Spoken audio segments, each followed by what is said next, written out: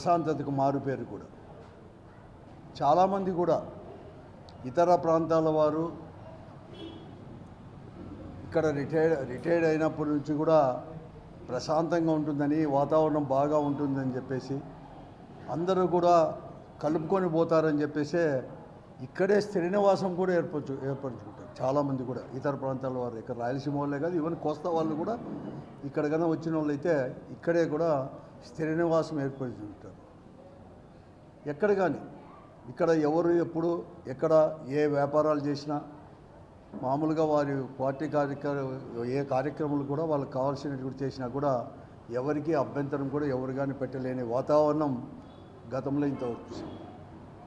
కానీ ఇప్పటి పరిస్థితి ముఖ్యంగా ఈ రాష్ట్రంలో చంద్రబాబు నాయుడు గారి యొక్క నాయకత్వంలో కూటమి ప్రభుత్వం ఏర్పడిన తర్వాత చాలా భిన్నంగా కూడా ఈరోజు అనంతపురం నగరం యొక్క పరిస్థితి కూడా ఈరోజు కూడా ఉంది.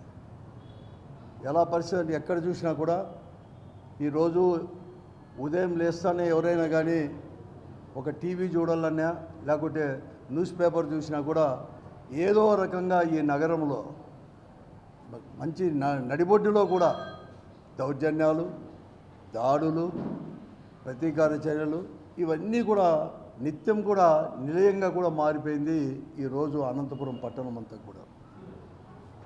గతంలో మనమంతా కూడా ఒక సినిమా చూసాం, దండుపాలెం అనేది.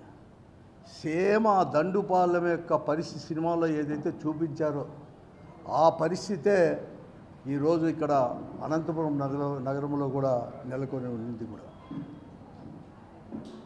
ఎవరైతే దీన్ని అన్నీ కూడా రక్షించుకొని మరీ ముఖ్యంగా ఎలక్షన్ టైంలో మేము ఈ అనంతపురం పట్టణాన్ని కానీ ఈ నియోజకవర్గాన్ని కూడా అభివృద్ధి చేస్తామని చెప్పేసి అధికారంలోకి వచ్చిన ఈ కూటమి పెద్దలు, మరీ ముఖ్యంగా స్థానిక శాసనసభ్యుడు దగ్గుపాటి ప్రసాద్ గారు కూడా ఇక్కడ ఒక ముఠా నాయకుడు మాదిరి ఒక ముఠాగా ఏర్పడి ఆ ముఠాలో దౌర్జన్య పనులని ఇక్కడ ఈ పట్టణంలో ఉండే దౌర్జన్య అరాచక శక్తులందరినీ కూడా, మరీ ముఖ్యంగా ఇతర ప్రాంతాల నుంచి కూడా వారి బంధువులను ఇటువంటి శక్తులందరినీ కూడా ఇక్కడ తీసుకొని వచ్చేసి ఒక ముఠాగా ఏర్పడి ఆ ముఠాకు నాయకత్వం వహిస్తూ ఆలీబాబా అరడజన్ దొంగల మాదిరి కూడా ఈ పట్టణంలో ప్రవర్తిస్తున్నారు. ఎక్కడైనా కానీ ఒక ఖాళీ స్థలం ఉంటే చాలు, ఖాళీ జాగా ఉంటే గద్దల్లా వాలిపోతున్నారు వీరందరూ కూడా. ఆ స్థలానికి కంచె వేసుకోవడం, తమ ఆధీనంలోకి తీసుకోవడం కూడా. ఎవరైనా కానీ ఇది మా స్థలం అని చెప్పి వస్తే వారిని బెదిరించడం, అధికారులను కూడా అడ్డం పెట్టుకొని పోలీసు వారిని కూడా తనకు కావాల్సిన పోలీసు వారిని కూడా ఇక్కడ నియమించుకొని వారిని అడ్డం పెట్టుకొని ఆ స్థలాల్లో వాళ్ళందరినీ కూడా బెదిరించడం, ఇది నిత్యకృత్యం కూడా అయిపోయింది. ఇంకా ఏమన్నా చేస్తే దాడులు చేస్తారు. ఎవరన్నా ప్రశ్నిస్తే వారిపైన లేనిపోని ఆరోపణలు చేసేదే కాదు, వారిపైన కూడా దాడి చేసే రకంగా, వారి అనుచరులపైన కూడా దాడి చేసే విధంగా కూడా ఈరోజు కూడా ఈ దండుపాలెం బ్యాచ్యం అంతా కూడా, అనంతపురం దండుపాలెం బ్యాచ్యం అంతా కూడా వ్యవహరిస్తూ ఉంది. దీనికి వారందరూ కూడా ఓపెన్గా కూడా చెప్తా ఉన్నారు. ఎవరైనా కానీ మీరు ఏమైనా చెప్పండి, ఎవరికైనా కంప్లైంట్ చేయండి, ఏ పోలీస్ అధికారికైనా చెప్పుకోండి, మాకు ఈ ముఖ్యమంత్రి నారా చంద్రబాబు నాయుడు గారు, ఆయన కుమారుడు లోకేష్ గారి యొక్క ఆశీస్సులు ఉన్నాయి.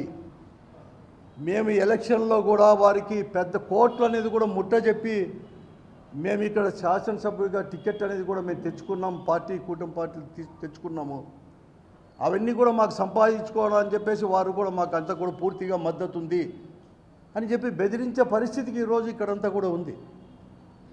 ఒకటి కాదు, రెండు కాదు, ఏదైనా కానీ ఈరోజు మరీ కూడా విచిత్రంగా ఉంది పరిస్థితి.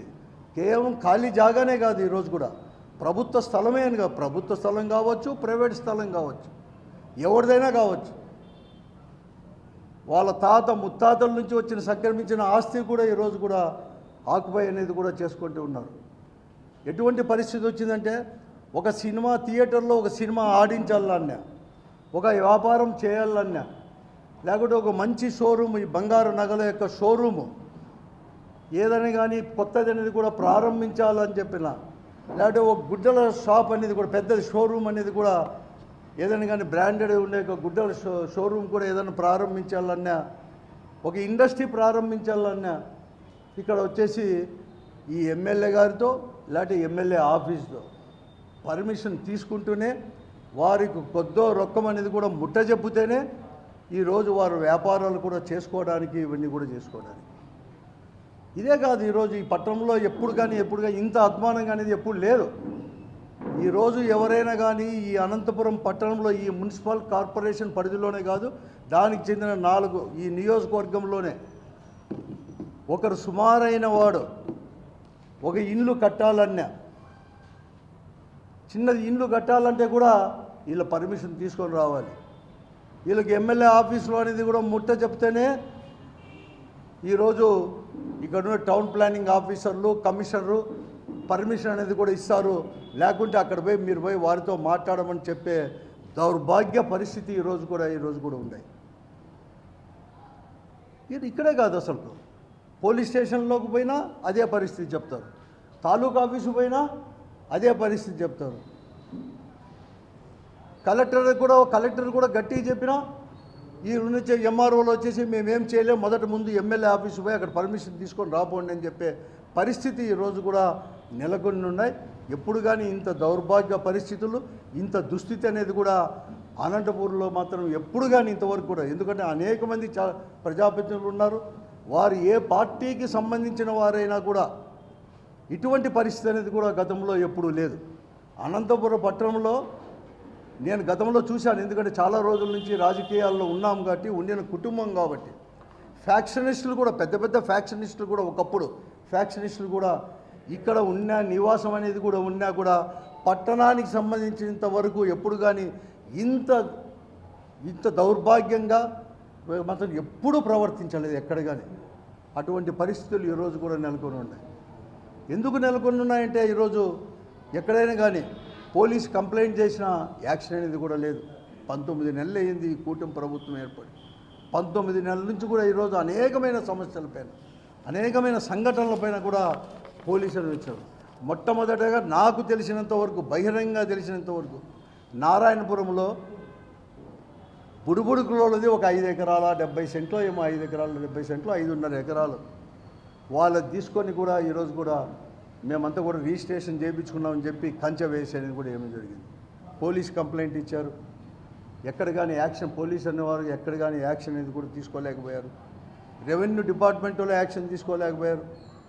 ఆ తర్వాత వారికి భరత్ ఇన్ఛార్జ్ మంత్రి అయిన భరత్ యొక్క దగ్గర బంధువులు వైశ్యాస్, వారికి సంబంధించింది కూడా కక్కలపల్లి పొలంలో కూడా 3 ఎకరాలు పైబడి కూడా ఉంటే వారిది దౌర్జన్యంగా ఆక్యుపై చేశారు. ఇన్ఛార్జ్ మంత్రి గారి దగ్గర పోయి మొరబెట్టుకున్నారు. ఇన్ఛార్జ్ మంత్రి ఏమో వారికి వచ్చేసి కలెక్టర్కి ఎస్పీకి చెప్పినా అంటాడు. దాని పరిస్థితి కూడా ఇంతవరకు కూడా ఉంది. అలాగే ఈరోజు ఎక్కడ చూసినా శారదానగర్లో కావచ్చు, ఎక్కడ పోయినా కూడా ఇదే పరిస్థితి కూడా ఉంది. అంతెందుకు ఎవరో ప్రొఫెసర్ కనకదుర్గ అనేది ఎక్కడ కోస్తా ప్రాంతం వారు, అంటే కాకినాడ దగ్గర పరిసర ప్రాంతాల వారు ఇక్కడ చాలామంది వచ్చేసి ఉద్యోగరీత్యా ఉమెన్స్ కాలేజీలో పనిచేస్తూ రిటైర్డ్ అయిపోతే వాళ్ళకు వచ్చేసి మ్యారేజ్ కాలేదు కాబట్టి ఇక్కడే కూడా ఒక స్థిర నివాసం ఏర్పరచుకొని ఇండ్లు ఇవన్నీ ప్రాపర్టీ కూడా ఉంటే ఒక యాక్సిడెంట్లో చనిపోతే దొంగ సర్టిఫికేట్లు అన్నీ కూడా సంపాదించి ఈరోజు వాళ్ళ పేరిట చేసుకొని కూడా ఇవన్నీ కూడా చేసుకుంటారు. ఎవరైనా రిజిస్టర్ ఆఫీసులో ఎవరైనా కానీ రిజిస్టర్ అనేది కూడా పోవాలంటే కూడా వీళ్ళ పర్మిషన్ లేకపోతే అక్కడ వీళ్ళ యొక్క అనుచరులు అక్కడే వారిపైన కూడా రిజిస్టర్ ముందరే దౌర్జన్యం చేసినా కూడా వారిపైన చర్యలు మాత్రం ఈరోజు కూడా లేవు. అటువంటి సంఘటనలు ఎన్నో కూడా జరిగాయి. ప్రముఖ వార్తాపత్రికలు కూడా వార్తలు వచ్చినా ఎక్కడ వచ్చినా కూడా ఈ అధికారులు అనేవారు కూడా వారిపైన కూడా యాక్షన్ అనేది కూడా తీసుకోలేకపోయారు. అంతెందుకు వారి పార్టీకి సంబంధించిన వారే లింగాయత్ కార్పొరేషన్ చైర్మన్ స్వప్న గారు కావచ్చు, లేకుంటే వారికి ఒక ఫక్రుద్దీన్ అని చెప్పి ఏదో కొన్ని సంవత్సరాల నుంచి కూడా ప్రతి సంవత్సరం కూడా ఎగ్జిబిషన్ నడుపుకుంటే అతనికి ఆనవాయితీ కూడా ఎప్పుడు తీసుకొస్తారు. మేము ప్రజాప్రతినిధులుగా ఉన్నప్పుడు కూడా వారు నడుపుకుంటారు. ఎవరు నడుపుకుంటారో మాకు పేరు కూడా తెలియదు. వారి పార్టీకి సంబంధించిన వారేంట, వారు కూడా ముడుపులు ఇవ్వలేదని వారిపైన దౌర్జన్యం. అంతేందుకు నేను కనీసం వారు ఇక్కడ మద్య వ్యాపారం చేయాలని కూడా వాళ్ళు పర్మిషన్ తీసుకొని రావాలి. వారికి నెల నెల కూడా వాళ్ళకి లాటరీలో తగిలినా వారి వ్యాపారం నడుపు నెల నెలకు ముడుపులు అనేది కూడా ఇవ్వాలి, లేకుంటే వారిపైన కూడా దాడులు చేసేది. కడకు వాళ్ళ పార్టీకి చెందిన వెంకటరమణ అనే దానిపైన కూడా ఏకంగా కూడా దాడే కాదు, నిప్పు పెట్టే పరిస్థితి, కాల్చేంత వరకు కూడా పరిస్థితి కూడా ఈ జిల్లా కేంద్రంలోనే ఈరోజు జరిగిన పరిస్థితులు ఇవన్నీ కూడా ఉన్నాయి. కానీ ఎక్కడ కానీ వాళ్ళపైన ఇంతవరకు తెగజారిందంటే ఈ అధికారులు కావచ్చు, ఎస్పీ గారు కానీ, డిఎస్పీ గారు కానీ, లేకపోతే డిఐజీ గారు కానీ, ప్రముఖ ఎవరైతే దీనికి కారకులవుతారో, ఎవరైతే నాయకత్వం వహిస్తారో ఆ నాయకత్వం కనీసం ప్రశ్నించిన పాపాన్ని కూడా పోలేదు. వారి అనుచరులను కూడా ఎక్కడ కానీ కేసులు పెట్టి లోపల వేసిన పాపాన్ని కూడా పోలేదు ఈ 19 నెలల్లో. అందుకోసమే వాళ్ళకి ఎవరంటే కూడా చట్టం అంటే భయం లేదు, రాజ్యాంగం అంటే భయం లేదు, ఏం భయం లేదు. ఈరోజు అధికారులందరికీ వాళ్ళు చెప్పేది ఏమంటే చంద్రబాబు నాయుడు గారు, లోకేష్ గారు ఆశీస్సులు ఉన్నాయని చెప్పేసి పైనుంచి వచ్చింది కాబట్టి వాళ్ళు ఇంత యథేచ్ఛగా ఇవన్నీ కూడా చేసుకొని పోతూ ఉన్నారు. మాకే కాదు పైవారికి కూడా మేము ముడుపులు ఇవ్వాలి, గతంలో ఇచ్చినాం టికెట్ అప్పుడు, ఇప్పుడు కూడా మేము కూడా అక్కడ కూడా ఇస్తామని చెప్పేసి బహిరంగంగా చెప్తా ఉన్నారు. ఈరోజు లాడ్జుల్లో కూడా రూమ్ ఇకపోయినా కూడా లాడ్జుల్లో కూడా పేకాట జరగాలనే కూడా వీళ్ళ పర్మిషన్తో జరుగుతూ ఉంది. మట్కా ఇవన్నీ కూడా చేస్తూ ఉన్నారు. ఒక జిల్లా కేంద్రంలోని దుస్థితి ఉంటే మిగతా చోట కూడా ఎటువంటి పరిస్థితి ఉందో రాష్ట్రమంతా కూడా ఈ పరిస్థితి అనేది కూడా ఉంది అని చెప్పి మేము చదువుకున్నాం, టీవీలో చూసాం. కానీ నిజంగా కూడా అనంతపురం పట్టణంలో మేము కళ్ళారా కూడా మేమే కాదు ప్రతి ఒక్కరు కూడా చూస్తూ ఉన్నారు. కడకు వారి పార్టీ వారి ప్రాణాలకు కూడా రక్షణ లేకునే పరిస్థితి ఈరోజు ఈ అనంతపురం నగరంలో కూడా చోటు చేసుకున్న దాన్ని కూడా మేము చెప్తా ఉన్నాము. ఈరోజు కూడా ఎవరన్నా ప్రశ్నిస్తే వారిపైన దాడులు, అధికారులను కూడా విడిచిపెట్టుకోకుండా దాడులు అందరు కూడా. ఈరోజు కూడా నేను చెప్తా ఉన్నాను, ఈరోజు కూడా నేను ఒకటే చంద్రబాబు నాయుడు గారికి చెప్తున్నాను. ఈరోజు ఈ బందిపోటులు దొంగ మాదిరి ఈ బందిపోటుల నాయకుడు వీళ్ళందరూ ఎలా ఉంటారో అలాగా ప్రవర్తిస్తుంటే చంద్రబాబు నాయుడు గారు నీవు ప్రభుత్వం అనేది ఉందా? అసలు నువ్వు చూస్తూ ఉండవా? నీ ఇంటెలిజెన్స్ ఏమైంది? లేకపోతే ఈ జిల్లాలో ఉండే మిగతా ప్రజాప్రతినిధులు కానీ లేకపోతే మంత్రులు కానీ ఇక్కడ జరుగుతున్న విషయాలు నీకు చెప్పలేదా చంద్రబాబు నాయుడు గారు? లేకపోతే వారు చెప్తా ఉన్నట్టుగా నీకు అన్నీ తెలిసే నువ్వు ఒకటి నటిస్తూ ఉండవా? చెప్పండి చంద్రబాబు నాయుడు గారు. నువ్వేమో చెప్తావు కలెక్టర్ల మీటింగులో, ఎస్పీల మీటింగులో లా అండ్ ఆర్డర్ మెయింటైన్ చేయండి, గట్టిగా మీరు ప్రవర్తించండి అని చెప్తావు. ఇంకా కూడా మీరు ఎక్కడ చూసినా మీటింగులో, బహిరంగ మీటింగులో చెప్తావు. ఎవరైనా కానీ లా అండ్ ఆర్డర్కు ప్రాబ్లం అనేది కలిగిస్తే, విఘాతం కలిగిస్తే తోలు తీస్తా, తప్పెట్టు కొడతా అని చెప్తావే చంద్రబాబు నాయుడు.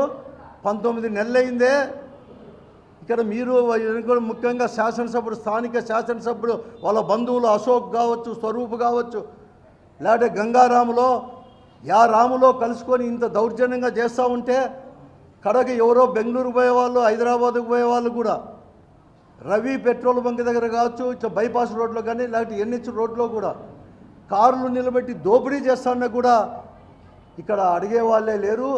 ఎస్పీలకు చెప్పినా కూడా స్పందించేవాడే లేడు. కాబట్టి ఇంత యథేచ్ఛగా జరుగుతూ ఉంది. ఈరోజు 2-3 రోజుల నుంచి వారి అనుచరులపైన కేసులు పెట్టినామంటావు. నీకు సోషల్ మీడియాలో ఎప్పుడో 5 సంవత్సరాల కిందట, 4 సంవత్సరాల కిందట పెట్టినోనివి నిమిషాల మీద మీరు పట్టుకొని వచ్చేసి జైళ్ళ పాలు చేసేవాళ్ళు. ఈరోజు మీరు అనుకొని 10 రోజులైనా కేసులు పెట్టినా కూడా మీకు ఒక్కడు కూడా చెక్కలేదంటే మీ చిత్తశుద్ధి ఏమి అని చెప్పేసి ఎస్పీ గారిని, మేము డిఐజీ గారిని వీరందరూ కూడా నేను అడుగుతూ ఉన్నాను. పోలీసులు ఈరోజు వారందరినీ కూడా పక్కకు వాళ్ళే పంపించారు, పోలీసు వాళ్ళే పంపించారు.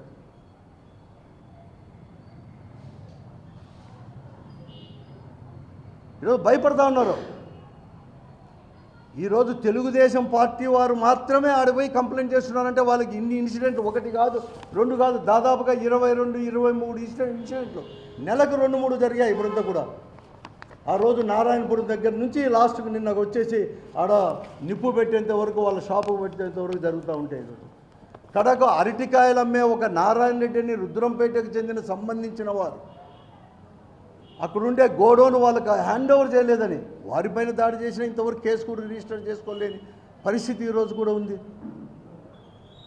ఈరోజు మీ నాయకులు, మీ కార్పొరేషన్ చైర్మన్లు మీకు 20 ఏళ్ళ నుంచి 30 ఏళ్ళ నుంచి తెలుగుదేశం పార్టీ నాయకులు అని చెప్పుకునే వారి పరిస్థితే ఇలా ఉంటే సామాన్యుల పరిస్థితి ఎలా ఉందో అర్థం చేసుకో చంద్రబాబు నాయుడు గారు అని చెప్పి నేను అడుగుతా ఉన్నాను.